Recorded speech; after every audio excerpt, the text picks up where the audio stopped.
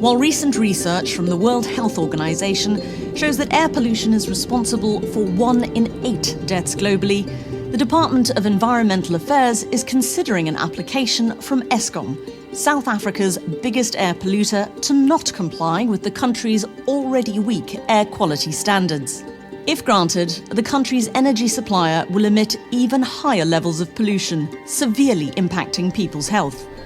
To paraphrase, Eskom has made it clear that the cost for Eskom to comply with the legislation is simply too much compared to the benefits that could be gained from compliance.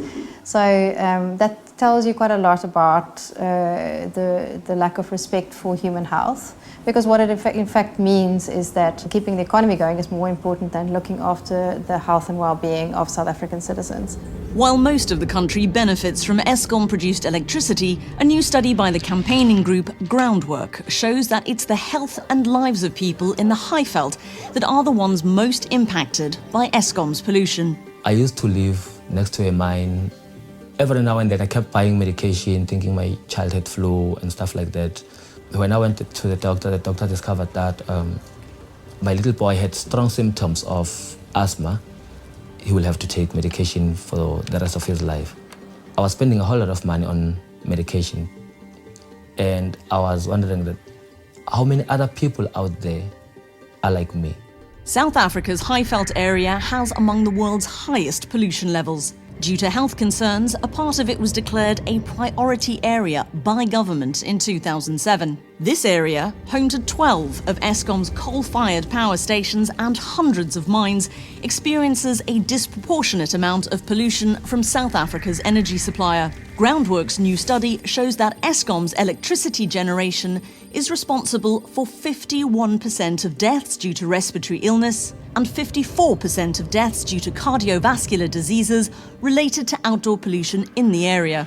Recently released health reports commissioned by Eskom in 2006 indicate its power stations at the time were cumulatively responsible for 17 deaths and 661 respiratory hospital admissions per year.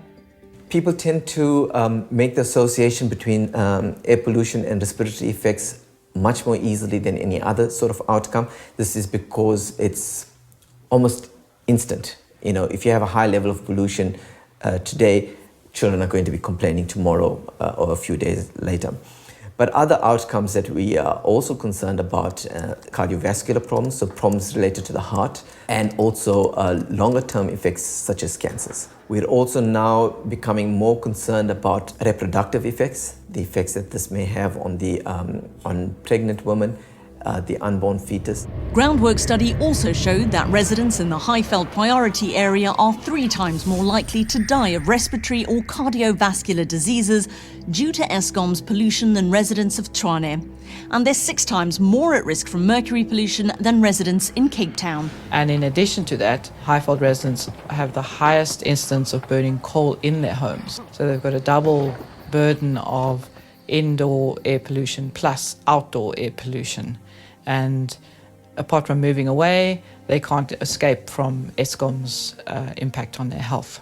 The study shows that Eskom's pollution is the primary driver of poor outdoor air quality in the Highveld priority area, having a much greater impact on people's health compared to outdoor pollution from domestic burning of coal.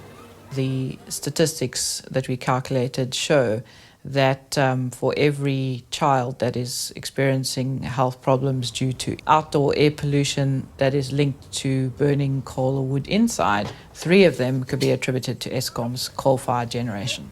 The Department of Environmental Affairs is responsible for ensuring the environment is not harmful to people's health. We have the ambient air quality standards, which actually define what safe air is in South Africa. We also have standards for industries, big industries, who emit large amounts of pollution. We call them the minimum emission standards. These standards, which Eskom is applying to be exempt from, were jointly agreed between industry, government and civil society over a 5-year negotiation period. Yes, Eskom has applied for exemption because we can only do so much in the time that's available to us when we are able to shut down power stations. Eskom feels that far bigger impact can be achieved by having projects to look at how can we reduce the burning of coal and wood in households itself. There's this debate about whether our main concern should be indoor air pollution versus outdoor air pollution. If you are in the vicinity of a source of outdoor air pollution, then you should be concerned about the outdoor air pollution. And if you also are exposed to indoor air pollution, you should be concerned about both. I think there's no doubt that we need to address the indoor air pollution. But the problem is, let's say we have modern energy services in everyone's homes, then we need to focus on outdoor pollution. And if we don't deal with outdoor pollution now, then what we're going to find is that we've now electrified everyone and people are still getting sick and dying. The Centre for Environmental Rights has filed a legal objection to Eskom's application. It argues that the cost of compliance is cancelled out by the cost to people and the state for medical treatment of air pollution-related illness. Even though the health impacts of air pollution are well known, and the Air Quality Act was passed to try and mitigate that and strengthen air pollution control, it's clear that the interests of the polluting industries override the public health concerns. It's a common reality that the young suffer and the aged suffer. But let's remember, the young of today are the adults of tomorrow.